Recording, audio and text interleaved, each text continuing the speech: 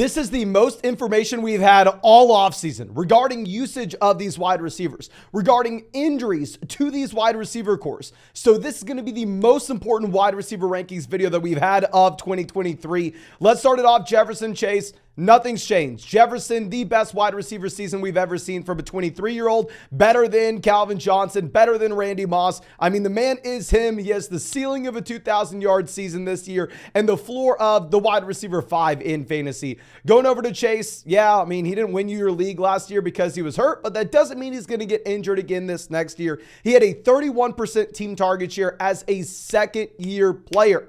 A 31% team target share means that out of every 3 Joe Burrow dropbacks, one of those targets is going to Jamar Chase. That is absurd, and that gives him an elite level ceiling. Now, our next guy is going to be Tyreek Hill. Now, with Tyreek, I mean, he possibly would have been the wide receiver 1 last year if Tua would have stayed healthy. In the games where Tua played, Tyreek Hill averaged 21 points per game and 108 receiving yards on a per game basis. You'll also see with my Waddle ranking in a bit, I'm expecting that Tua stays healthy this next year. And that's why we're going to have Tyreek ahead of Kupp at 4, where we know with Cooper Kupp, he's pushing 30. And at the same time, he's dealing with the hamstring injury. No player has a higher ceiling in fantasy football, demonstrated by his 2021 season when he leads the NFL in receptions and receiving yards and receiving touchdowns. But when you're 30, coming off an injured season, when your quarterback's coming off an injured season, and Las Vegas sportsbooks have you at 6.5 total wins if you're the Los Angeles Rams this next year,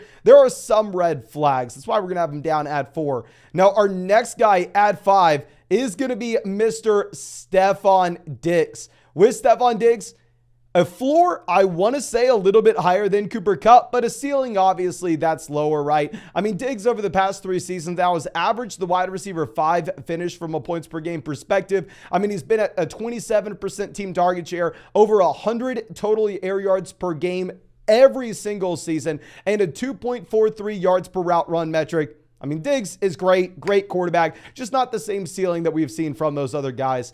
Now, CeeDee Lamb will be our next player. Lamb with the natural ascension. Wide receiver 31 to the wide receiver 16 to the wide receiver 7 this past year. Could have been even better if Dak Prescott stayed healthy. In the 12 games he played with Dak Prescott, CeeDee Lamb was at 18.5 points per game, whereas the 5 games with no Dak Prescott this past season, CeeDee Lamb was only at 16.5 points per game. Now, our next guy is going to be A.J. Brown. With A.J. Brown, you have a little bit more volatility because this Philadelphia Eagles offense isn't going out there and averaging 35 passing attempts per game. We know that this team can just run the ball over and over and over again, but I'm expecting the Eagles to have the best offense in the NFL this next year. We saw some crazy weeks with A.J. Brown last year. He averaged 2.8 yards per route run. Now, our next guy is going to be Davante Adams. We need to continue to monitor the calf injury. The situation doesn't look great, but he has been the best wide receiver in fantasy football since the year 2000. He has averaged the wide receiver 3 finish every single season. The man's like a robot. He is a machine. He averages 10.5 targets per game. He's averaged a 30% team target share over the past 3 seasons. Now, to be fair, this is going to be his worst year in terms of his quarterback play with Jimmy Garoppolo, but also, to be fair with this, with Davante Adams, we're ranking him lower than he's finished over the past 3 seasons now. Now, going over to our next guy, we are going to be looking at Garrett Wilson. Garrett Wilson was an elite prospect coming out of Ohio State. Not only was he an elite prospect, but he was an elite rookie as well. If you look at the games with no Zach Wilson this past season, Garrett Wilson averaged 17.3 points per game. He averaged 11.4 targets per game. That was 8 games played with freaking Mike White and Joe Flacco. Now you add in Aaron Rodgers. I mean, hell, we get to see how excited the Jets are about Rodgers with Hard Knocks. I mean, I think you have to be in on Wilson. Now, our next guy is going to be Amon-Ra St. Brown. With Amon-Ra St. Brown here, is the wide receiver that is on a trajectory to be a top 5 option in fantasy. Just tweaked his ankle. Sounds like he's just going to be missing a few days, and he should be good to go in the long term.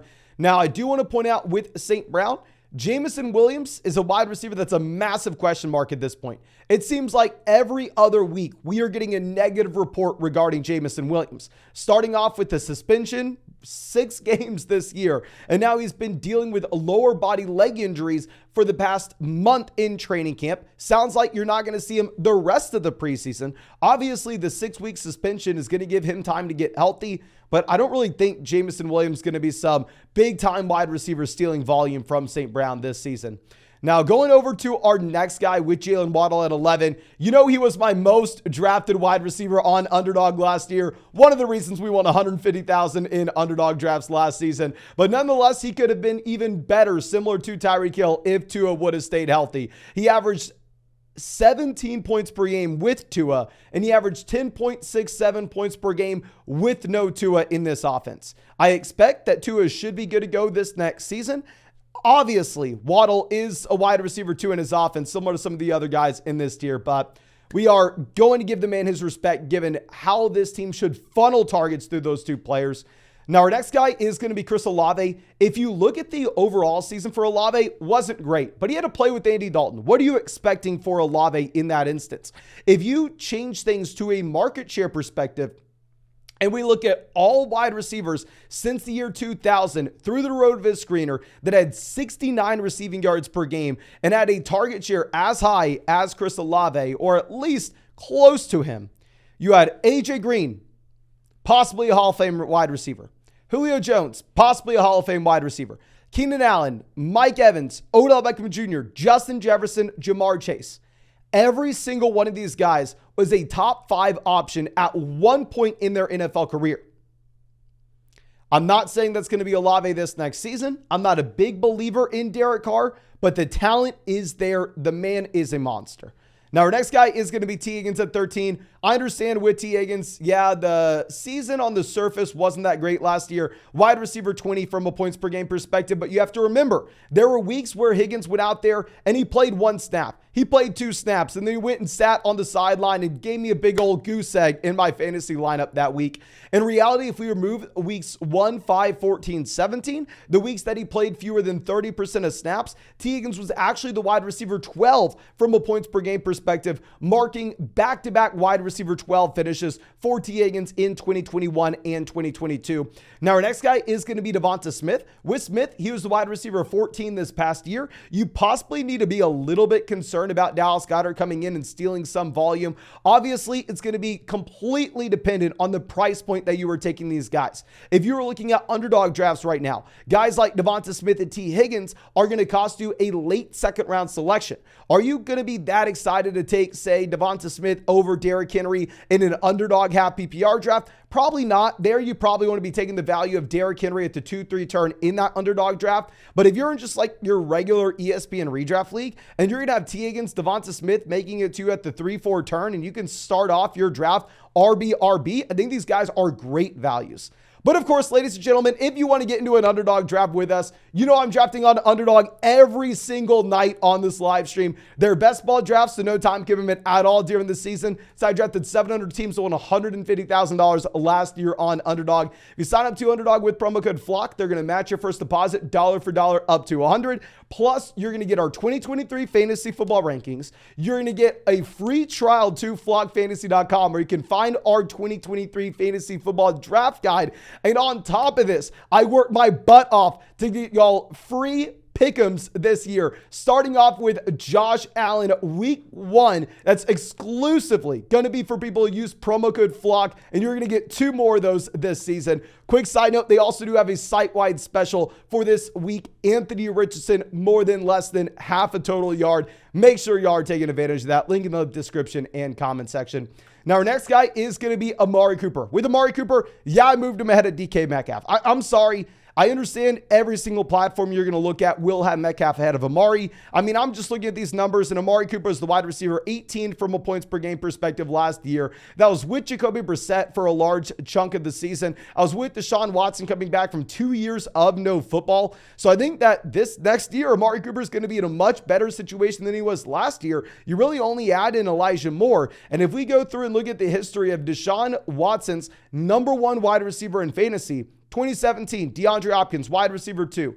18, Hopkins, wide receiver 3. 19, Hopkins, wide receiver 4. And you may say, well, come on, Mason, that's not a Deshaun Watson thing. That's a DeAndre Hopkins thing. That's a completely fair argument, right? But Will Fuller also was the wide receiver 7 in 2020 for Deshaun Watson.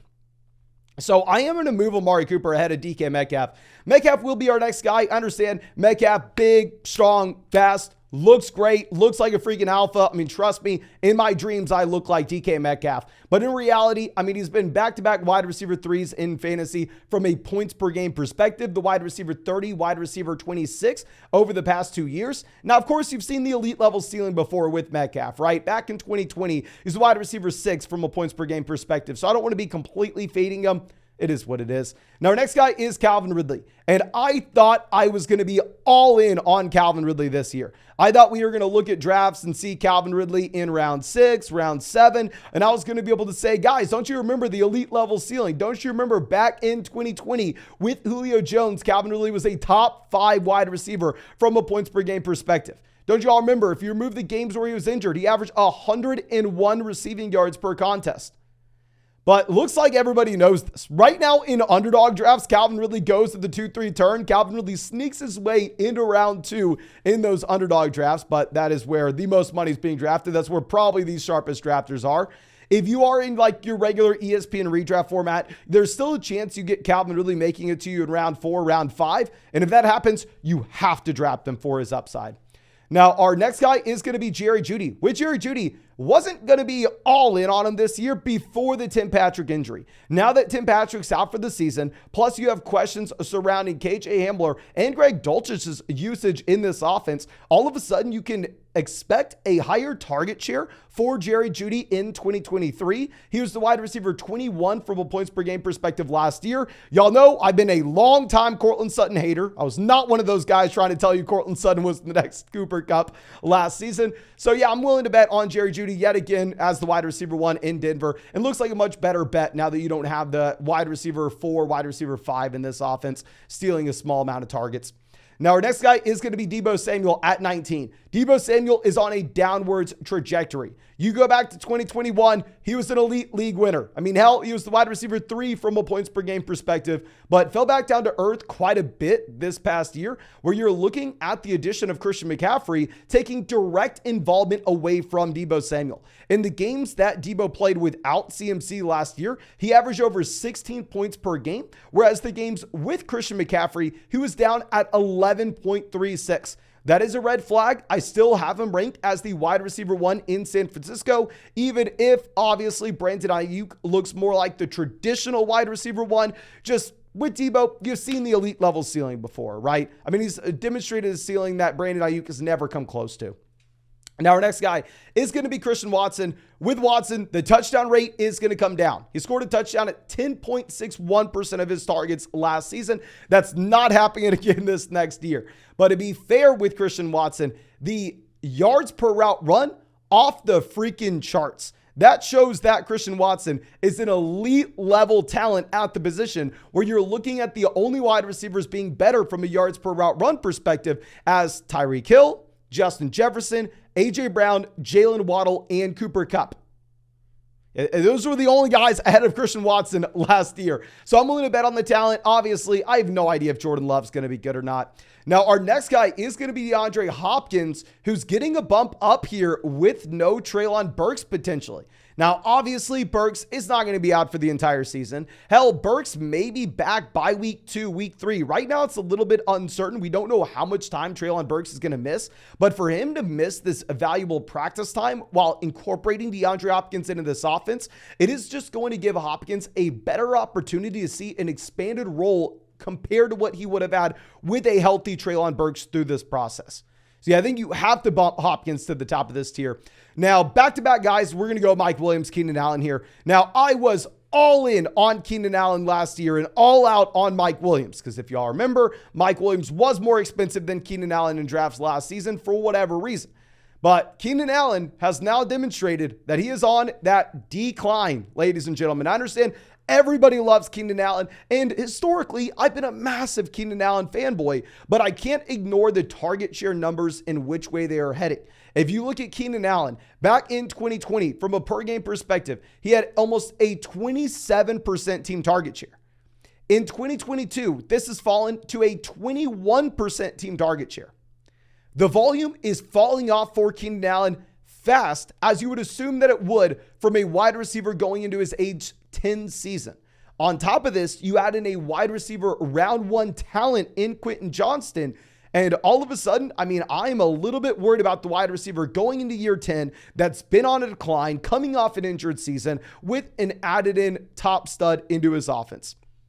So this will be the first year that I pivot to Mike Williams over Keenan. Obviously Mike Williams drafted 2017, Keenan Allen drafted 2013, just completely different trajectory of where their careers are at this point.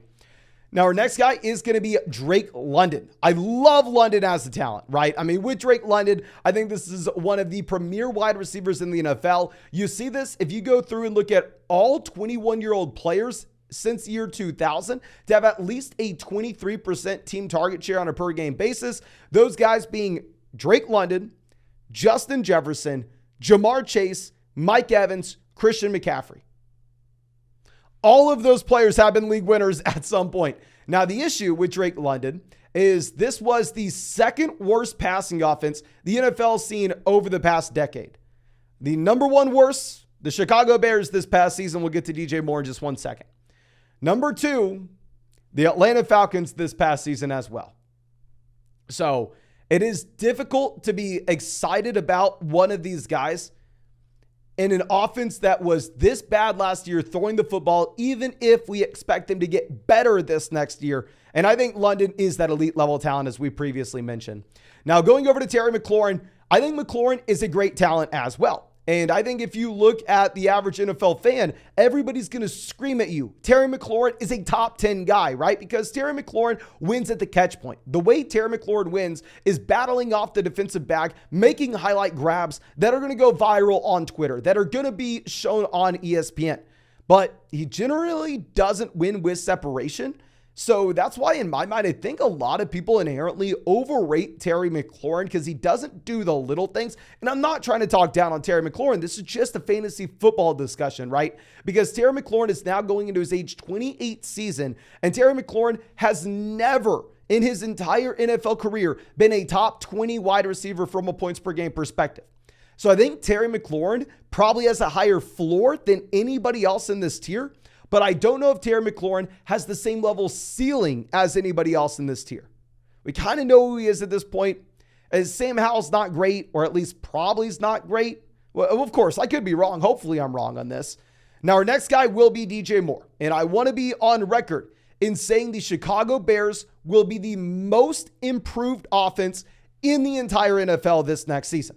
And it's not even going to be close, right? Especially if you're going to be looking at the passing offense for the Chicago Bears. But I want to go through and I want to look at how bad this Bears offense was in comparison to teams that we've had over the past decade. Since the year 2012, the Chicago Bears are the worst passing offense in the NFL, and it's not close. 152.8 passing yards per game. Justin Fields will be much better. The Chicago Bears will be much better with the moves that they made this offseason. But they can go from the worst pretty much in modern history to getting much better to still being very bad. On top of this, with Justin Fields, while I think that he is elite from a fantasy football perspective, it's because of his rushing volume, those rushing yards, those rushing touchdowns that DJ Moore is not going to get points for. Now, going over to our next guy, we are going to have two teammates here. We are going to have Chris Godwin, Mike Evans slowly moving up these rankings. Russell Gage down for the year, right? So what we may see in Tampa is similar to that other team in Florida. You may see the Tampa Bay Buccaneers from a target volume perspective be very similar to the Miami Dolphins, right? In that they don't really have a tight end that you want to talk about. They don't have any wide receiver help at wide receiver 3. I mean, running backs questionable. They kind of have a receiving down back. In the case of Miami, it's Devon Achane. In the case of Tampa, they have Rashad White. but they have two top tier wide receivers. They have a phenomenal pair of teammates that are going to accumulate every single target in their respective offenses. Now, the difference between these two teams is one has Tua and is expected to be a playoff contender this next year, and the other is Baker Mayfield. And if you look at Las Vegas sportsbooks, they currently have the Tampa Bay Buccaneers as the second worst team in the NFL this season. So it's more so just a question surrounding the overall situation, obviously not the talent of these players. What's very interesting is if you look at Mike Evans, the man just prints 1,000 receiving yard seasons. And if you look at his pick'em on Underdog right now, they actually have him for fewer than 1,000 receiving yards. Now, going over to our next guy, we are going to have Aiyuk. With Brandon Aiyuk, I understand he looks like the wide receiver one in San Francisco, right? I mean, if you picture a wide receiver, you never picture Deebo Samuel. You never picture someone getting rush attempts, right? You're picturing Brandon Aiyuk, the guy working further downfield. And maybe Brandon Aiyuk is more valuable to the 49ers than Deebo Samuel is. But does that translate to fantasy football points? That's the main thing we need to be asking, right? We're not trying to rank these guys based off a talent perspective. We're trying to rank these guys off a fantasy perspective. Brandon Aiyuk over the past 2 years, wide receiver 57, wide receiver 25. Whereas if you compare this to Deebo Samuel over the past 2 seasons, I mean, Deebo Samuel, wide receiver 3 and wide receiver 28. So I understand these guys are going in 2 different trajectories. And for that reason, I'm not going to have Deebo Samuel ranked as a top 10 guy. And I'm not going to have Brandon Aiyuk ranked as, the wide receiver 57. But I do think we need to be a little bit realistic about the range of outcomes.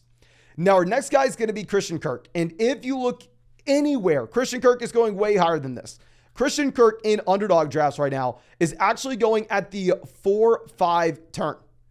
And yes, you'll notice I'm not really drafting Christian Kirk there at all.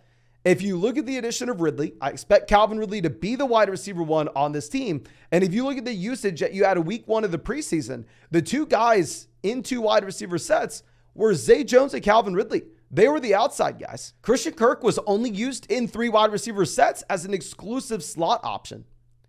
So it's why we're going to move him down here to 30. Our next guy will be Hollywood Brown at 31.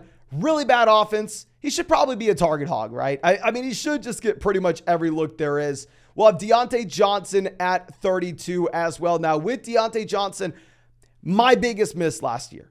I mean, everybody was all off of Deontay Johnson based off the loss of Ben Roethlisberger. I was sitting there going, okay, Ben Roethlisberger's not that good, guys. What the hell are we talking about?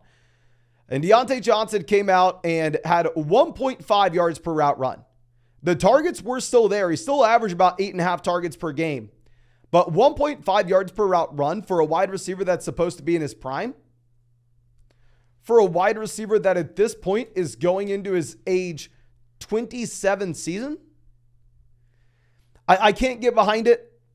I understand everybody has Deontay Johnson as the bounce back. I actually have George Pickens way closer to Deontay Johnson than most people. Now, our last 2 guys are going to be JSN and Tyler Lockett.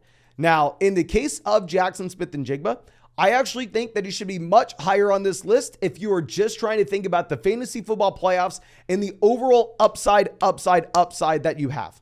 I'm going to be not making this list for those Underdog best ball tournaments like the Puppy tournament. That's a $5 buy-in, $200,000 for first place where you're trying to optimize for the playoff tournament weeks 15, 16, 17. Instead, I'm going to be making this for your regular redraft league. That league where you're having to submit your starting lineup week 1, submit your starting lineup week 2, and people are going to be making trades because given the presence of both Metcalf and Lockett on this roster, while I do believe that at the end of the day, JSN has access to an elite level ceiling, I do want to be very realistic in saying that it's probably not going to happen immediately, and you're probably going to be just wasting a roster spot on him at the beginning of the year. But I think that's all I have for y'all. Again, thank you so much for checking out this video. If you have not done so already, go down there, drop a like, subscribe to the channel if you play fantasy football. And if you want to get in a draft with us, I'm drafting tonight, tomorrow, the next day. I'm drafting every single night until the season starts. If you want to hop on one of those streams and draft with us, you can find the link to Underdog in the description as well as the comment section. Promo code FLOCK gets you a 100% deposit match up to $100. Plus our 2023 fantasy football rankings, a free trial to flockfantasy.com as well, where you can find our 2023 fantasy fantasy football draft guide. And also make sure you are taking advantage of these pick'ems. You have Anthony Richardson at more than less than half a total yard for this preseason game. And on top of this, for week 1, you have Josh Allen more than less than half a passing yard. And that's going to be a Flock promo code exclusive. I worked my butt off to get y'all those, and you're going to have 3 of them this year. So make sure you're taking advantage. But thank you again, ladies and gentlemen. Really do appreciate you, and really hope I get to see you out with the video tomorrow.